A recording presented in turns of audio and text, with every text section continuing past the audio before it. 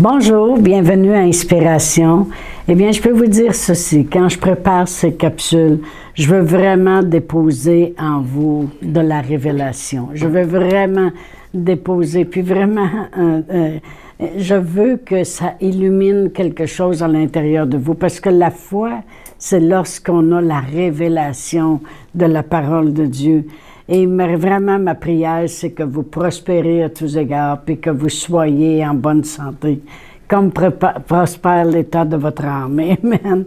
Alors, le titre du mois de mars, c'est « Une vie transformée », et puis « Corps, âme et esprit ». Puis on a vu dans notre première capsule que une vie transformée commence premièrement. Pour avoir une vie vraiment transformée, ça commence par notre esprit à l'intérieur de nous. On est un esprit, on a une intelligence, puis on vit dans un corps. Ça commence par notre esprit. Puis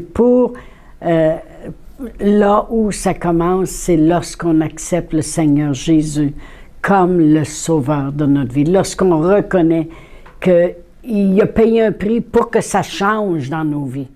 Il a payé le prix de nos péchés parce qu'il voulait vraiment que cette nature pécheresse, cette nature de mort à l'intérieur de nous, puisse vraiment, notre esprit, prendre une nouvelle nature. Amen. C'est ce qu'on a vu dans notre première capsule. Puis on a pris maintenant la nature de Dieu. Et puis, on lui appartient, puis Dieu connaît ceux qui lui appartiennent. Puis Jésus, il a même donné sa vie pour qu'on soit un peuple qui lui appartient. Alors, on a tout vu ça dans notre première capsule. C'est tellement important que notre esprit, maintenant, est bien positionné. Amen. Et vraiment, notre esprit, c'est ce qui change complètement en premier. Complètement. Notre esprit, il a passé de la noirceur à la lumière, de la mort à la vie, à la nature de Dieu. Maintenant, à l'intérieur de nous, c'est ce que nous avons, la nature de Dieu. Et je donne toujours un thème, si vous voulez, à mes capsules. Puis la première capsule, c'est « Toutes choses sont devenues nouvelles ». Là, c'est changé à l'intérieur de nous. Mais, naturellement, on sait très bien qu'on est fait en trois parties. On est un esprit, on vit dans un corps, puis on a une intelligence. Puis, dans cette capsule, je vais parler de notre intelligence. Parce que vous savez, ça, c'est pas changé automatiquement. Puis notre corps, il n'est pas changé automatiquement. Comprenez-moi bien. Il y a peut-être des petites choses, quand on accepte le Seigneur Jésus, qui changent dans notre corps puis dans notre intelligence. Mais on n'est pas complètement changé comme notre esprit, lui, l'est. Voyez-vous, moi, quand je suis venu au Seigneur Jésus, ils ont prié sur moi, puis j'ai arrêté d'avoir peur. Ça l'a changé complètement. Mais je n'étais pas complètement transformé dans mon intelligence, puis complètement transformé non plus dans mon corps pour vivre cette vie complètement transformée, corps, âme et esprit. Il y en a des fois qui vont venir au Seigneur, puis ils sont guéris dans leur corps. Mais ça ne veut pas dire que maintenant, ils vivent dorénavant une vie transformée de santé continuelle. Ils peuvent le vivre, mais ça va prendre des efforts. Et c'est ça qu'on va regarder un peu. Qu'arrive-t-il vraiment avec notre âme puis notre corps? Parce que, comme j'ai dit, c'est pas immédiat, pareil comme notre esprit. Amen. Alors vraiment, on va aller lire dans 2 Pierre 1. On avait lu cette écriture dans notre première capsule, juste le verset 3 et 4. Mais maintenant, on va partir encore du verset 3, mais on va aller plus loin. OK? Alors, dans 2 Pierre 1, verset 3, je vais commencer là. Ça dit « Sa divine puissance nous a donné tout ce qui contribue à la vie, à la piété, au moyen de la connaissance de celui qui nous a appelés par sa propre gloire et par sa vertu. Celle-ci nous assure de sa part les plus grandes puis les plus précieuses promesses, afin que par elles, vous deveniez participants de la nature divine. Tout ce que Dieu veut, c'est maintenant Maintenant que votre nature est changée, ce que je désire, c'est que vous devenez participant de cette nature-là. C'est une nature de vie, c'est une nature de consolation, c'est une nature d'amour, c'est une nature de générosité, c'est une nature de grandeur. Maintenant, je veux que vous deveniez participant de cette nature divine. Et comment cela se fait-il? On va continuer à lire. En fuyant la corruption qui existe dans le monde par la convoitise, ça veut dire que tu ne pourras plus être associé à ces choses-là. À cause de cela même, faites tous vos efforts. Donc, on voit ici qu'on a des efforts à faire. Bon. Pour joindre à votre foi que vous avez déployée en confessant le Seigneur Jésus, la vertu, à la vertu, la connaissance, à la connaissance, la maîtrise de soi, à la maîtrise de soi, la patience, à la patience, la piété, à la piété, l'amour, l'amitié fraternelle, puis à l'amitié fraternelle, l'amour. Il dit, si ces choses sont en vous, si vraiment le monde s'applique à ces choses, la maîtrise de soi, la connaissance de Dieu, rentrer dans la parole, faire les choses, si ces choses sont en vous et ils sont avec abondance, pas juste un petit peu le dimanche matin, puis après ça, le reste de la semaine, on retourne aux choses du monde. Non, si ces choses sont en vous, puis elles entrent en abondance, elles ne vous laisseront pas oisifs ni stériles pour la connaissance de notre Seigneur Jésus-Christ. Mais celui en qui ces choses ne sont point est aveugle, il ne voit pas de loin. Il est dans la confusion. Et il a mis en oubli la purification de ses péchés. Autrement dit, il oublie la nature dans laquelle il est maintenant. C'est quelque chose. Il y a des gens qui viennent au Seigneur Jésus. Maintenant, ils ont cette nouvelle nature-là à l'intérieur d'eux qui les amène dans les meilleures promesses, les plus grandes promesses. Maintenant, toutes choses peuvent changer parce que maintenant, Dieu veut qu'on vienne participant de cette nature-là. Mais ils ne font rien pour rentrer dans la connaissance de ces choses-là. Alors, ça dit, mais si ces choses, si on ne fait pas les efforts, autrement dit, qu'on vient de lire, ne sont pas... Tu es aveugle, tu ne vois pas de loin, tu n'as pas une vision devant toi, tu ne vois pas que Dieu peut faire quelque chose, tu ne vois pas que les choses peuvent changer, tu ne vois pas de loin. Vraiment, il a mis en oubli la purification de ses péchés. Il dit, c'est pourquoi, frères, appliquez-vous d'autant plus à affermir votre vocation et votre élection, car en faisant cela, vous ne broncherez jamais. Ça, c'est très important, les dernières paroles. Moi, je veux que peu importe ce qui peut s'élever autour de moi, je suis toujours dans une position pour ne pas broncher, pour ne pas oublier ma nature, pour ne pas oublier qui je suis devenu, pour ne pas oublier toutes les précieuses promesses que j'ai droit, pour ne pas me mettre en oubli ces choses-là. Je ne veux pas broncher à ce moment-là. Amen. C'est tellement fort, parce que les mots importants, c'est fuir la corruption. Maintenant, on a changé de nature. Alors, on n'a plus besoin de faire ce que les autres font. On a des efforts à faire. Ça dit, mettez tous vos efforts à développer ce caractère divin-là de la maîtrise de soi, de la patience, la piété, l'amitié fraternelle, puis l'amour. Amen. Et que ces choses soient en nous en abondance. Ça veut dire qu'on a des choses à faire en ce qui concerne le reste. Parce qu'à l'intérieur, c'est déjà acquis, cette nature de Dieu avec les plus précieuses promesses. Amen.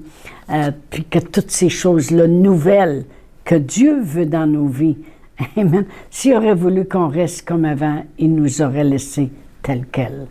Mais c'est pas ça qu'il veut pour nous. Il veut le meilleur. Amen. Alors, on doit enligner notre esprit, notre intelligence, notre âme, amen, avec notre intérieur. Fait que notre intelligence doit être avec notre intérieur. C'est pour ça que dans Romains 12:2, la parole de Dieu dit, l'apôtre Paul, il dit, « Ne vous conformez pas au siècle présent. Soyez transformés par le renouvellement de l'intelligence de ton âme. » Vous savez, dans la parole de Dieu, le mot « âme », notre âme, des fois, ils vont parler des âmes des personnes, en parlant des âmes pas sauvées, les personnes pas sauvées. Mais le mot « âme » est aussi représentatif de ton intelligence. Amen. Ne vous conformez pas au siècle présent, mais soyez transformés par le renouvellement de l'intelligence, afin que vous discerniez quelle est la volonté de Dieu. Autrement dit, afin que tu discernes maintenant, non, j'ai la nature de Dieu, c'est basé sur des belles promesses puis des précieuses promesses. Dieu veut que je participe à cette nature-là. Alors, tu vas discerner la volonté de Dieu, ce qui est bon, ce qui est agréable et ce qui est parfait. Mais j'aime aussi comment la Bible Message traduit ces versets-là. Elle dit, « Ne devenez pas si ajustés à votre culture que vous deveniez si à l'aise avec les choses du monde que vous n'ayez plus besoin de penser. » Autrement dit, vous les laissez penser pour vous. Le monde se promène puis ils prennent juste les opinions de gens qui entendent, exemple, à la télévision, à la radio, peu importe, autour d'eux. Ils prennent juste leur opinion. Ah, ils ont dit que là, ça va aller mal. Ah, ils ont dit que les gouvernements sont comme ça. Ah, ils se conforment à ça au lieu de rester conformés à la parole de Dieu. La parole de Dieu nous dit que dans les derniers jours, Dieu il répand son esprit sur toute chair et puis on va prophétiser puis il va faire paraître des miracles en bas sur la terre puis dans les cieux. Amen. Des grands prodiges. C'est ça qu'on doit se conformer. Que nous, on est un peuple choisi puis Dieu connaît ceux qu'il a choisis, son peuple, et qu'on en fait partie puis on passe au travers différemment. Mais il faut renouveler notre intelligence pour ça. Mais il dit, ne devenez pas si ajustés à votre culture que vous deveniez si à l'aise avec ce qui se passe autour de vous, que vous n'ayez plus besoin de penser. Au lieu de cela, fixez votre attention sur Dieu et vous serez changés de l'intérieur jusqu'à l'extérieur. Qu'est-ce qu'il veut dire? Que la nature de Dieu à l'intérieur de vous, elle va ressortir. Amen. Il dit, vous reconnaîtrez ce qu'il veut de vous. Vous lui répondrez rapidement et différemment de la culture autour de vous et qui vous abaisse à son niveau d'immaturité. Dieu fera ressortir le meilleur de vous en développant en vous une maturité bien formée. Fait que moi, je ne veux pas parler comme le monde parle, parce que c'est de l'immaturité. Ils ne savent même pas que Dieu existe. Ils ne savent même pas à quoi ils ont droit. Ils ne savent même pas que Dieu peut agir dans leur vie. Ils ne savent même pas. Penses-tu que je vais m'abaisser à ce niveau-là puis écouter le commentaire? Mais non, c'est un niveau d'immaturité. Mais avec Dieu, je vais avoir une maturité bien formée. Et comme on a lu tantôt, dans les temps difficiles, je ne broncherai pas. Ça, c'est tellement merveilleux. Vraiment renouveler notre intelligence, c'est l'enligner avec maintenant la nouvelle nature à l'intérieur de nous, la nature de Dieu. Fait que je renouvelle mon intelligence comment?